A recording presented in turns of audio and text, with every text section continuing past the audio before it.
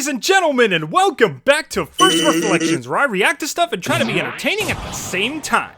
Are you guys ready to freaking go? We have the final episode, the season finale of Season 1 of The Owl House, coming off the heels of an awesome episode with Agony of a Witch. I am ready to have some fun, I'm ready to laugh, I am ready to cry, I am ready to get pumped, because tonight we have Young Blood Old Souls.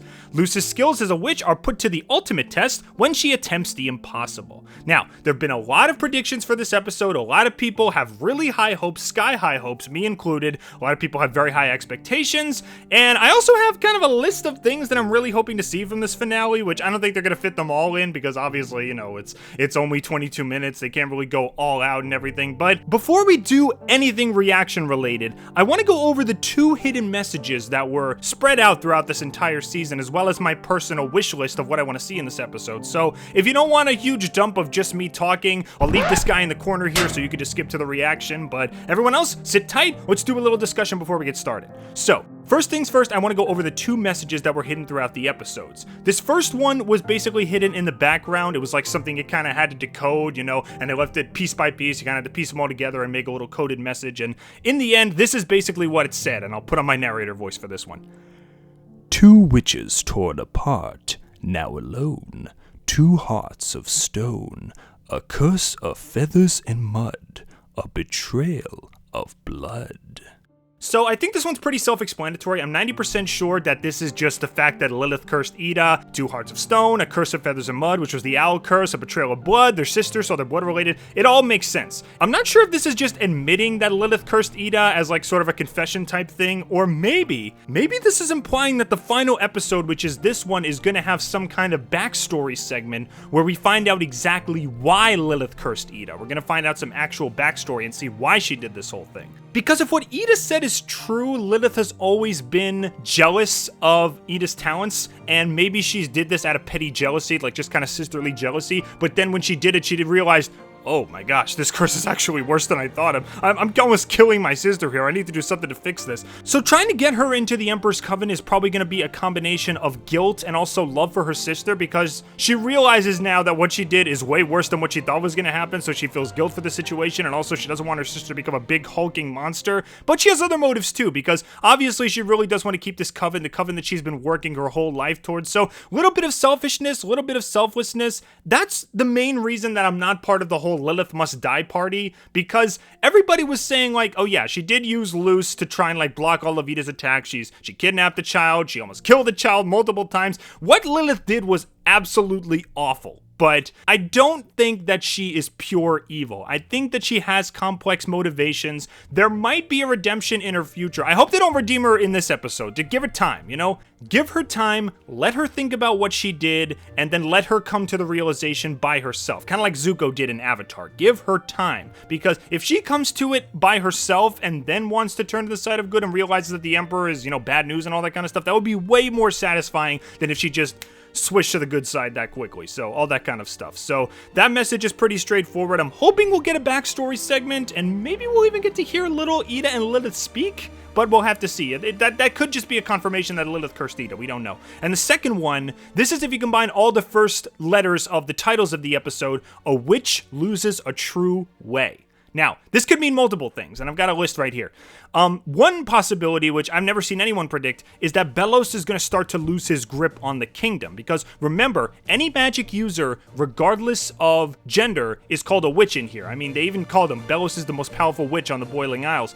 And he always thought of magic his way, you know, organizing it and putting it into little groups. He always thought this was the right way. This was the proper way. This was the true way, in a way. And maybe when they say a witch loses a true way, maybe Belos is starting to lose his grip on the kingdom. Maybe things are starting to fall apart. Maybe people are starting to spread rumors. Maybe the truth is going around. All that kind of stuff. So it's possible that maybe season 2 will revolve around Belos starting to lose his grip on the kingdom. Maybe something will happen with the Titan. I don't know. Something's going to happen maybe with him. The second one is that Lilith actually leaves the Emperor's Coven and starts her redemption arc. We already discussed this. Lilith goes away from the Emperor's Coven. Again, the Emperor thinks, oh, the way I use magic is the true way to use magic, the right way. But then Lilith realizes, no, the Emperor's just a crazy guy. He's not doing this right. He's actually making things worse for people. So I'm going to leave and then maybe try to find myself, and then maybe I'll join up with my sister if she could ever forgive me for what I did, kind of deal. That would be interesting. And probably the most popular one involves Luce. I personally think that she's going to stop treating the world as her own personal power fantasy and just kind of realize how real everything has gotten and how crazy everything has gotten, because even up to Winged Like Witches, Luce still does have a huge hero complex. Like, oh, I challenge you to a witches duel. Oh, wait, I don't know any spells. Oh, I challenge you to a Grudgeby game. Oh, wait, I don't know how to play Grudgeby. So she has a tendency to jump into things and wanting to be the hero, which is fine. It's a flaw that will become overcome as time goes on, and she always does make up for it. I'm not saying Luce is a terrible character. She does always try to make things right in the end, and it leads to some really touching moments. But I'm really hoping maybe, like, instead of using, like, Good Witch Azura as a Bible or anything like that she'll start to realize, hey, you know, the Good Witch Azura, this fantasy stuff, this is not the true way. The true way of being a witch is realizing everything in this world is real. You have to treat it as such, and you got to kind of go by the beat of your own drum, sort of thing. But whatever. It's probably going to involve one of those three things. Belos, Lilith, or Luce, one of those three probably, but we'll have to see. And before we finish up, the last thing I want to talk about is my personal wish list. These are the things that I want to see happen in the episode, hopefully. And we'll go through this quick, because it's already been a while that I've been talking about this, but here we go. So things I want to see in the episode. Number one, I want to see a big fight. We had a great Eda versus Lilith fight in Convention. We had a great Eda versus Lilith fight in Agony of a Witch, and I'm hoping there'll be a big fight here. Belos was kind of left off to the side in Agony of a Witch. We didn't really get to see the full extent of his power, so maybe he'll join the fight. We'll get to see exactly how powerful he is, establish him as more of a legitimate threat, but we'll have to see. Number two, I want to see Bat Queen appear, because one thing I didn't notice, which you guys pointed out, that thing that Emperor Belos cracked open in Agony of a Witch, that was a palisman. He literally drained a palisman of his magic. So if word gets out to Bat Queen that he is ingesting the magical essence of palismans, Bat Queen is going to be mad, because we all know she takes all of the forgotten palismans and kind of keeps them as her family in her forest. So if she finds out this guy's just like cracking them open or drinking them like sodas, she is going to be mad. So I'm hoping that they use that whistle and call on a favor for Bat Queen and have her help in the fight. We'll have to see. Number three, don't defeat the Emperor yet. Just keep him as an antagonist. If they defeat him this quickly, then it'll be kind of anticlimactic. It's like, also, what are they going to do in Season 2? So you could fight the Emperor, but don't defeat him yet. Still have him be a lingering threat for this whole thing. I think that'll be much more effective. Number four, Luce makes a plan. I mentioned how Luce is extremely impulsive and everything, and tends to just jump into situations without thinking them properly, and has a bit of a hero complex. Let her lead this operation. Have her make a plan. Have her be more prepared. Show her as a proper leader, because if we see her lead this operation and make a plan beforehand instead of jumping into things right away, it'll show growth, and I think that'll be one of the most significant moments of growth for Luce. If she starts to do things more properly, I think that'll be much better for her. Number five, maybe have Hexside join in. I'm not sure if they're going to be able to get the Hexside students to help them with this one, but we're going to have to see. It would be really cool to see all the students at Hexside using their different powers. Maybe have the students in the detention class, you know, have Bump show up, all the students that we remember from the different episodes, and have them use their different magics to aid in the fight. I think that would be really freaking cool, and show that, like, all the Hexside episodes had meaning, because, you know, now they all support Luce, and they all want to help her out, and all that kind of stuff. Number six, I want some Eda and Luce sentimental moments, because we saw that beautiful, beautiful speech of Eda, that beautiful mom speech from Eda. It was really beautiful, and I really do want there to be more Eda and Luce moments, you know, kind of like, I guess like adoptive mother and daughter moments. I want to freaking cry. Episode, I want you to make me cry, and I know I don't say that lightly, but I want there to be cute and adorable moments between these two, because I do like their dynamic, and the fact that Eda now sees Luce as such an important part of her life, I think that's a beautiful thing, and I want to see more of that. Number seven, maybe some backstory on what's going on with the demons, because in the tour, Kikimora mentioned that demons and humans used magic. So my guess as to what's going on is that with the humans, you know, Belos obviously put them in the covens in order to, you know, control their magic and make sure he's on top, sort of pyramid scheme kind of thing going on. But with the demons, he literally just took their magic outright. That's why King is so small. That's why the Snaggleback is so small. You notice the Snaggleback never matched the illustration, because that's probably what he looked like before the King took his magic. So maybe we'll get some kind of backstory on exactly what happened to the demons. If not, next season, maybe we can do that. I'm going to make a whole video on King and the demons and exactly what happened to them, but maybe we'll get some backstory on that. And most important thing out of all of them, and I think I speak for everybody when I say this, if Albert dies, we riot. Because she took Albert, and now that I've realized that he's drinking the magic of palismans, Albert better not die. I mean, I don't think this kind of show is going to do that kind of thing, because, you know, obviously, you know, you can't kill a little baby. You can't kill little babies in kid shows, but yeah, if they kill Albert, we riot. I'm done with this. I'm not doing any more reactions. I'm not doing any more reviews. If Albert dies, I'm gone. No more first reflections for Owl House. Of course I'm kidding with that, but we'll have to see what happens. So yeah. So that concludes my like 10-minute long discussion of what I want to see in this episode. I really wish I could have put this into theory videos, but I'm really excited. I wanted to get this all out right now. Okay, so I think we've wasted enough time. Let's get to the episodes already. All right, I am pumped and ready to go. Let's get this episode out there. Let's hopefully close out the Owl House on a high note. So here we go. Let's start the episode in 3, 2, 1, go. For years we explored those powers. Magic and mystery, a lore dump of history, along with the history of the king and the covens. Oh. I'm saving Eda. Yeah! All right, an awesome lore dump and Luce getting ready for battle. Let's do this. Isn't that wonderful? Isn't that wonderful? No, it's not. Oh, they're still sisters at the end of the day. I love it. I will not be healing her. But you. No! Don't be stealing Our Lady's stuff. No! She won't be needing it anymore. I told you, if Albert dies, we riot. Do not hurt the baby. Petrified in stone. Today. Wait, was that what they meant by hearts of stone? Oh no, wait, don't tell me Lilith and Eda are gonna be like petrified together. Oh no. Be reversed. Lilith. She cursed Eda. No. She Ooh, Luce. We have to think about saving Eda first. That is pure, unadulterated baby rage. How are we gonna... You fiends. Yep. You stepped on the single patch of grass in the middle of the street. How dare you? Again, I know they keep trying to put her as evil, but I kind of think that there's still hope that she could be redeemed. I mean, oh boy. Hey, Wrath.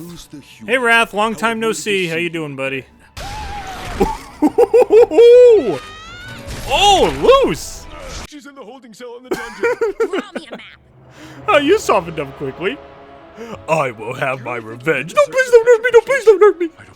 Wow, Luce did all that? Dang, Luce, you became powerful really fast. Weirdos have to stick together. Remember? Up line for the first episode.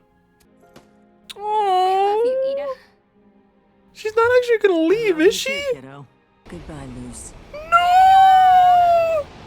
I will take you down. And now you must die. What's wrong with you? Whoa! Wait, she's going to the human world? Oh, I didn't see this coming. What? Oh, her glyphs don't work here. Oh no. Listen to me. Backstory! Yeah, backstory! Oh, heal the baby. Heal the little baby Eda. Duel tomorrow. Oh, only one spot. Okay, that makes sense. Yup. I knew it. She didn't realize how powerful it would be. Forget me when you're a big shot, sis. Oh! Edalyn walked away. No way! Eda! Good for you! So Eda was gonna let her join and actually give the spot to her. Oh, that makes it even worse now. Yeah, Albert. Albert's okay, baby. Okay, so we don't riot. We're good. Alright, Lilith is teaming up. I still think she should face consequences for what she did, though. Hopefully that'll come later. Oh, Belos. Oh, Belos. Ugh. That's the most depressed looking statue I've ever seen in my life. Well, aside from those two. Oh no. I'm afraid there's no time for sisterly emotional moments. It's time for someone to get stoned. Let Eda go! Let Eda go! Let Eda go! What? What are you?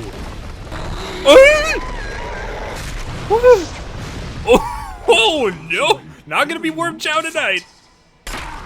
Oh, right in the eye. Ooh. Yeah, no Palisman eye drops are gonna fix that, buddy. I love how, like, cold and calculated he is. It's not the most menacing voice, but he's so, like, ugh, chills. Oh! Trap spell! Wait, was that the real portal? Oh, no! Wait, I think it... Oh! Oh, they each have one gray eye now! Dang it, no magic? Well, so Lilith lost her magic too, right? Wow. Okay. Okay. Okay. Work to do. Oh no, he's gonna piece them together. Wow. Okay, so that was Young Blood, Old Souls. That was freaking awesome. Awesome season finale. Cannot wait for next season. There's so much stuff to talk about and so much stuff to predict and expect of what's gonna happen.